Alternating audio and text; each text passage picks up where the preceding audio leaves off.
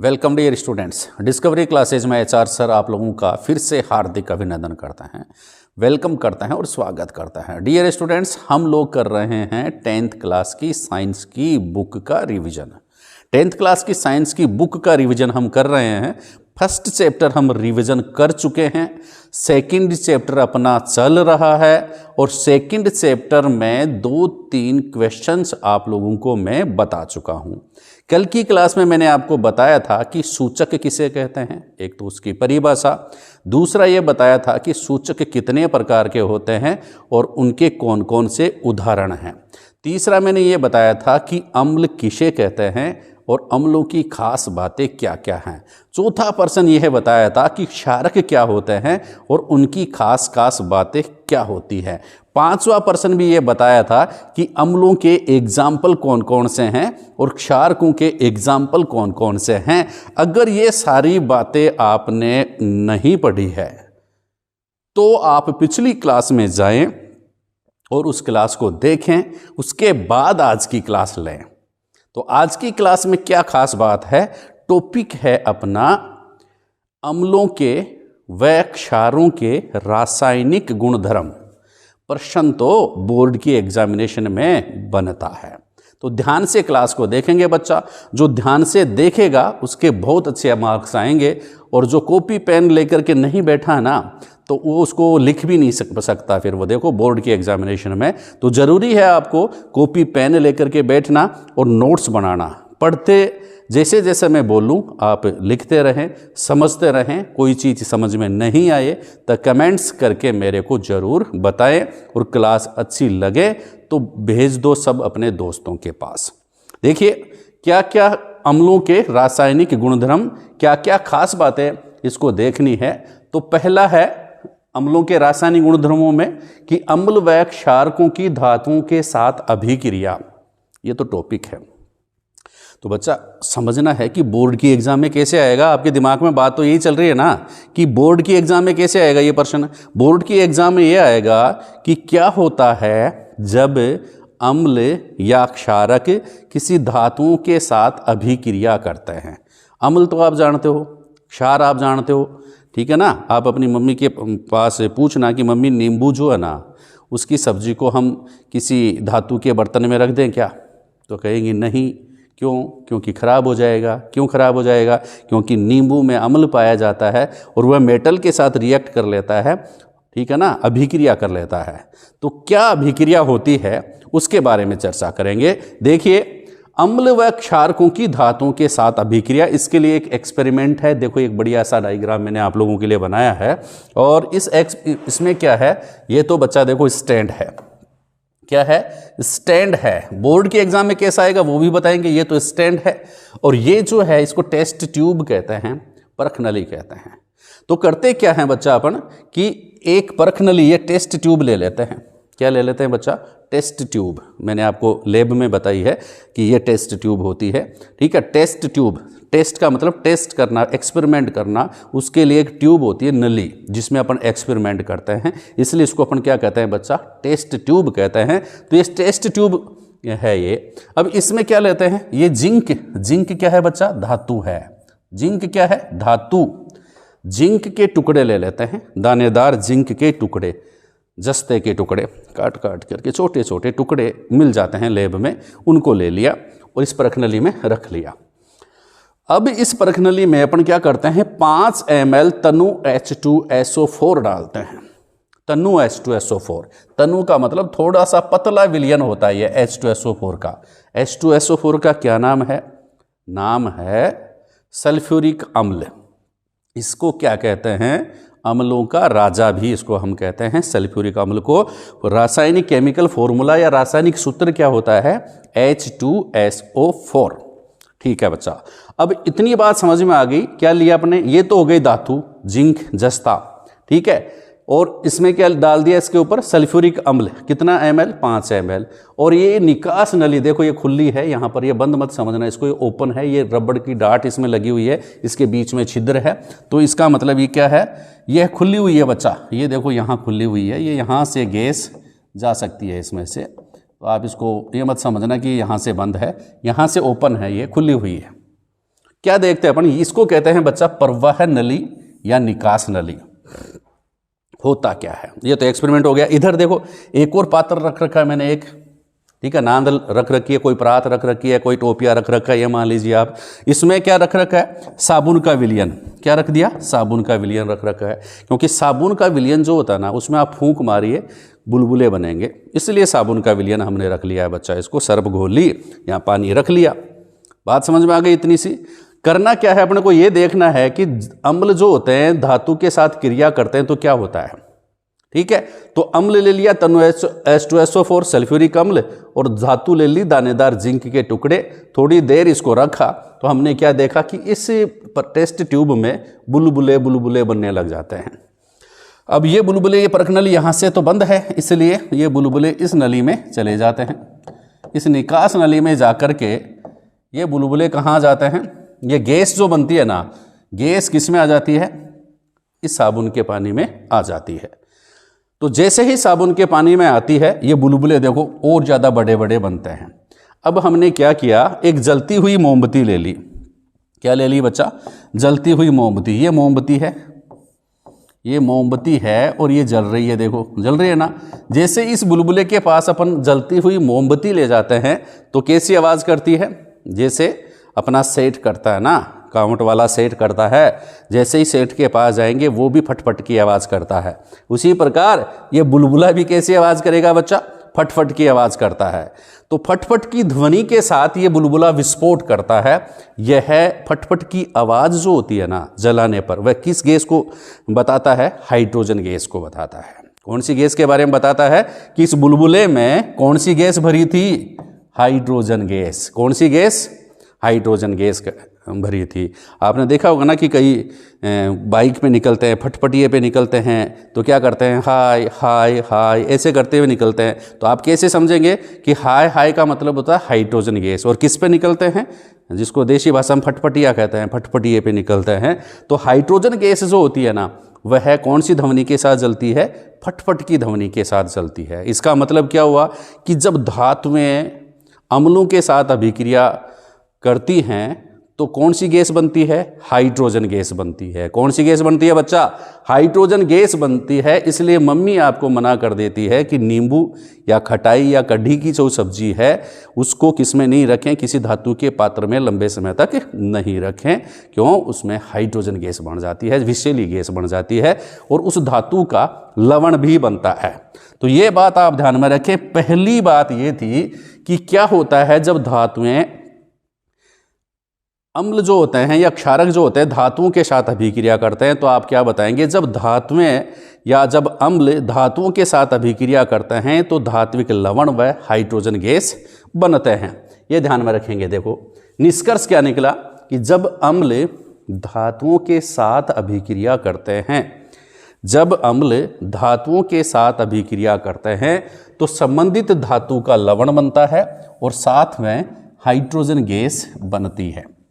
ठीक है, अब इसको समीकरण के रूप में लिख दो आप, अम्ल प्लस धातु, मतलब अम्ल प्लस धातु, अम्ल धातु के साथ अभिक्रिया करती है, क्या बन जाता है, धात्विक लवण बनता है और साथ में कौन सी गैस बनती है, H2 गैस। कौन सी गैस, H2 गैस। H2 का मतलब होता है हाइड्रोजन गैस। ठीक है, दूसरी बात अब देखो, अब इनके फॉर्मूला लिख दो नीचे। अम्ल, कौन सी अम्ल अपन ने ली थी एक्सपेरिमेंट में, सल्फ्यूरिक अम्ल। सूत्र क्या होता है, H2SO4 लिख दिया। और जिंक धातु कौन सी ली थी, जिंक ली थी, जस्ता लिया था, तो जिंक का फॉर्मूला क्या होता है, Zn। पहला अक्षर जो है वह क्या लिखेंगे, कैपिटल लिखेंगे। किसी भी फॉर्मूला लिखेंगे उसमें पहला अक्षर कैपिटल और दूसरा स्मॉल। ठीक है, जैसे जिंक लिखेंगे तो कई स्टूडेंट क्या लिख देते हैं कि ऐसे ही लिख देते हैं कि Zn, है ना, जेड, या यूं लिख देंगे Zn, तो दोनों गलत हो जाएंगे। पहला बड़ा और दूसरा छोटा, Zn। ठीक है, H2SO4 ये अलग अलग हैं, H2 भी कैपिटल आएगा, S भी कैपिटल आएगा, O भी कैपिटल आएगा। ठीक है, क्योंकि इसमें तीन अलग अलग तत्व हैं। Zn एक अकेला तत्व है, इसलिए इसका पहला शब्द, पहला अक्षर बड़ा और दूसरा अक्षर छोटा, तो क्या हो जाएगा, ZnSO4 और हाइड्रोजन गैस बनती है। यह है रिएक्शन, आप याद कर लें, Zn plus H2SO4, ZnSO4 plus H2। ठीक है, यह है अभिक्रिया। और यह एक और आप ध्यान में रखें, ये कौन सी अभिक्रिया का उदाहरण है बताइए। देखें, देखो ये ज़्यादा क्रियाशील हो गया H2SO4। ये देखो H2SO4 में से H2 को हटा देता, Zn खुद लग गया। इसका मतलब क्या है? विस्थापन अभिक्रिया है। कौन सी अभिक्रिया है? विस्थापन अभिक्रिया है। तो इस रिएक्शन को आप विस्थापन अभिक्रिया का एग्जाम्पल बना करके भी लिख सकते हैं। अब देखिए, अम्लों के साथ आपका हो गया काम। अब जो वापस से जो अपने एक्सपेरिमेंट किया, इसमें परख नली में क्या लें? कोई क्षार लें। क्षार का एग्जाम्पल मैंने बताया था। जब तक साइंस की पिछली क्लास आपको याद नहीं होती ना, तब तक अगली क्लास समझ में नहीं आती है। क्यों? क्योंकि क्षार का एग्जाम्पल अगर आपको पता नहीं है तो आपको पिछली क्लास समझ में नहीं आएगी। देखो आप, मैं बता देता हूँ आपको, मैंने बताया ये क्षार, देखो ये एग्जाम्पल है क्षार के। Sodium hydroxide, calcium hydroxide, potassium hydroxide, magnesium hydroxide, NH4 hydroxide. तो पहले एग्जाम्पल ले लेते हैं अपन किसका? सोडियम हाइड्रोक्साइड का। इसकी क्रिया करवा देते हैं किसके? जिंक के साथ।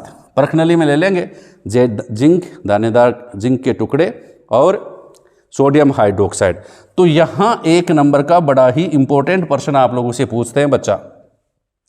क्या पूछते हैं कि सोडियम हाइड्रोक्साइड के साथ अभिक्रिया धातुएं जब उपयुक्त प्रयोग में जब तनु H2SO4 जो होता है अम्ल के स्थान पर NaOH डालकर जब प्रयोग करते हैं तो क्या बनता है? 2NaOH plus Zn Na2ZnO2 plus H2। क्या होगी बात? प्रश्न कैसे बनेगा? यह अभिक्रिया है, सोडियम हाइड्रोक्साइड जिंक के साथ अभिक्रिया करता है और ये सोडियम जिंकेट बनता है। सोडियम जिंकेट बनता है और हाइड्रोजन गैस भी बनती है। मतलब क्षार भी जब धातुओं के साथ अभिक्रिया करते हैं ना तो हाइड्रोजन गैस बनाते हैं, लेकिन सभी क्षार नहीं बनाते हैं। कौन सा क्षार बना रहा है? Sodium hydroxide NaOH। अब सुपर इंपोर्टेंट प्रश्न क्या है? आप लोगों से बोर्ड की एग्जामिनेशन में पूछते हैं कि सोडियम जिंकेट का सूत्र लिखिए। आप इसको इंपोर्टेंट लगा लीजिए और लिख लीजिए अलग से। यह आपके पेपर में छप चुका है। आप लोगों से पूछ लेंगे कि सोडियम जिंकेट का रासायनिक सूत्र लिखिए, तो क्या लिखेंगे? Na2ZnO2, Na2ZnO2। और जिसको नहीं आता ना वो तो नटेगा। नटेगा मतलब मना करेगा। जो नटेगा वो कमज़ोर स्टूडेंट होगा, लेकिन उसको भी हम याद करवाएंगे। कैसे? आप बोल दो भाई, आप मना कर दो, मना मत करो, थोड़ा सा देसी भाषा में याद करो। नट्टू ZnO2 याद हो जाएगा। नट्टू ZnO2, नट्टू का मतलब Na2, ZnO2, नट्टू ZnO2 किसका सूत्र है? Sodium zincate. एक नंबर का प्रश्न आप लोगों से पूछा जाता है। इसका मतलब जब अम्ल या क्षार धातुओं के साथ अभिक्रिया करते हैं तो क्या बनते हैं? धातु लवण और हाइड्रोजन गैस बनती है। दूसरा महत्वपूर्ण गुण अम्लों का क्या है? धातु कार्बोनेट एवं बाइकार्बोनेट के साथ अभिक्रिया। धातु कार्बोनेट के साथ व धातु बाइकार्बोनेट के साथ अभिक्रिया। प्रश्न क्या बनेगा कि क्या होगा जब अम्ल किसी धातु कार्बोनेट के साथ अभिक्रिया करती है या किसी धातु बाइकार्बोनेट के साथ अभिक्रिया करती है। तो पहले इनका सूत्र आप ध्यान में रखेंगे। एक्सपेरिमेंट वही है। यहाँ पर क्या ले लिया? परख नली, और परख नली ये स्टैंड है, ये परख नली है, ये निकास नली है, ये कैल्शियम हाइड्रोक्साइड है। खास बात, इंपॉर्टेंट प्रश्न यहाँ से आएगा बच्चा लोग, बहुत बढ़िया प्रश्न एग्जाम में आएगा और 100% आएगा। लिखा जा चुका है, नहीं तो लिख लेंगे, वो भी फुर्सत में है। ठीक है, यहाँ से प्रश्न निकल करके आएगा। तो प्रयोग देखिए, किसके साथ अभिक्रिया करवा रहे हैं अपन? धातु कार्बोनेटों एवं बाइकार्बोनेटों के साथ अभिक्रिया। किसकी? अम्लों की। ठीक है ना? तो क्या करते हैं, देखो प्रयोग है। 2 परख नलियाँ लेते हैं। आप ये मत कह देना कि एग्जाम में लिखो तो 2 परख नलियाँ लीजिए, सर कोई कह देते हो लीजिए। आप क्या लिखेंगे? 2 परख नलियाँ लेते हैं। दोनों परख नलियों पर A व B अंकित कर देते हैं। दोनों में लगभग 0.5 ग्राम सोडियम कार्बोनेट व सोडियम बाइकार्बोनेट भर लेते हैं या ले लेते हैं 0.5 ग्राम। फिर दोनों परख नलियों में 2 ml तनु HCl मिलाते हैं। दोनों में हम क्या देखते हैं, दोनों प्रखनलियों में एक गैस बनती है। हम क्या देखते हैं, इस प्रखनली में भी गैस बनेगी, ये गैस इधर से आ जाएगी, है ना। ये थीसेल कीप है, इसकी सातशिश में HCl डाल देंगे। थीसेल कीप की सातशिश में डाला, ये क्या डाल दिया, तनो HCl डाल दिया, हाइड्रोक्लोरिक अम्ल इसको कहते हैं। इस गैस को चूने के पानी में ले जाते हैं तो क्या हो जाता है, चूने का पानी जो होता है ना वह दूध के समान हो जाता है, जिसको कहते हैं चूने का पानी दूधिया हो जाता है। चूने का पानी क्या हो जाता है बच्चा, दूधिया हो जाता है। जब उत्पन्न गैस को चूने के पानी में ले जाते हैं तो वह दूधिया हो जाता है। इससे क्या निष्कर्ष निकलता है, निष्कर्ष क्या निकला, निष्कर्ष ये है निकला कि जब अम्ल जो होते हैं किसी धातु कार्बोनेट या बाइकार्बोनेट के साथ अभिक्रिया करती हैं तो धात्विक लवण तो बनता है, साथ में जल बनता है और कार्बन डाइऑक्साइड गैस बनती है। पूछ ले आपसे, अरे क्या होगा भाई, बता तू बता भाई, राम उतार तू बता, क्या पूछेंगे कि अगर अम्लों की क्रिया धातु कार्बोनेट के साथ करवाएं तो क्या होगा, तो आप बताएंगे धात्विक लवण बनेगा, कार्बन डाइऑक्साइड बनेगी, जल बनेगा और कौन सा CO2 गैस बनेगी। धात्विक लवण, जल व CO2 गैस या कार्बन डाइऑक्साइड बनेगी। अभिक्रिया कैसे होगी, Na2CO3 plus HCl, NaCl plus H2O plus CO2, ये गैस है, CO2 गैस, ये गैस, ठीक है।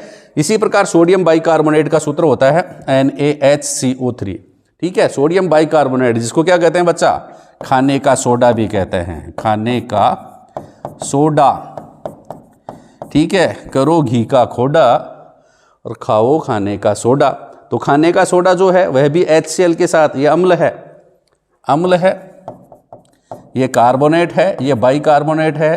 तो कार्बोनेट व बाइकार्बोनेट के साथ ये अम्ल अभिक्रिया करते हैं तो धात्विक लवण, ये नमक बनता है, जो अपन साधारण नमक घर में काम में लेता है ना, ये नमक है NaCl, ठीक है। इसके साथ पानी भी आप काम में लेते हो और ये कार्बन डाइऑक्साइड गैस भी बनाता है जो पौधों के लिए काम की है।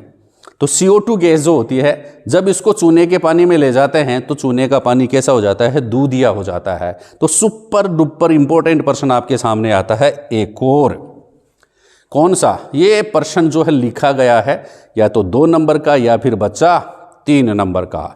2 नंबर का कौन सा है, प्रश्न क्या है, जब CO2 गैस को चूने के पानी में प्रवाहित किया जाता है तो चूने का पानी दूधिया हो जाता है, क्यों, समझाइए। तथा इस अभिक्रिया का समीकरण दीजिए।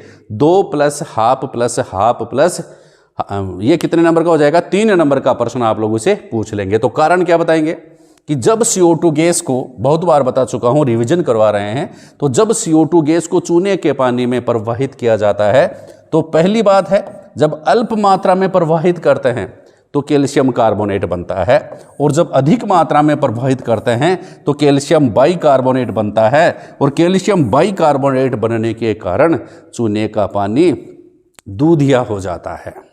गलत मत कर देना, क्योंकि प्रश्न तो बनता है 2 नंबर का या 3 नंबर का, ठीक है। अभिक्रिया का समीकरण क्या देंगे, CO2, ये क्या है, CaOH2, चूने का पानी है, क्या बनता है, श्वेत अवक्षय बन जाएगा कैल्शियम कार्बोनेट। लेकिन ये कैल्शियम कार्बोनेट है ना, तो ये तो अवक्षेप है, मतलब जम जाएगा। लेकिन फिर और आपने कार्बन डाइऑक्साइड गैस प्रवाहित की तो ये CaCO3 जो है ना, ये पानी व कार्बन डाइऑक्साइड जो आप और डाल रहे हो और प्रवाहित कर रहे हो, ये तीनों मिल जाएंगे और कैल्शियम बाइकार्बोनेट बना लेंगे। यह जल में घुलनशील रहेगा और चूने का पानी दूध के समान हो जाएगा, दूधिया हो जाएगा। तो डियर स्टूडेंट्स, कुछ महत्वपूर्ण प्रश्न थे, ये याद रखना इनको, क्योंकि अगर याद नहीं रखा तो प्रश्न गलत हो जाएगा। समझ में नहीं आया तो आप दोबारा से इस क्लास को देख लेना और कुछ कमेंट्स करके बता देना, दोबारा समझा देंगे, ठीक है। थैंक यू, धन्यवाद।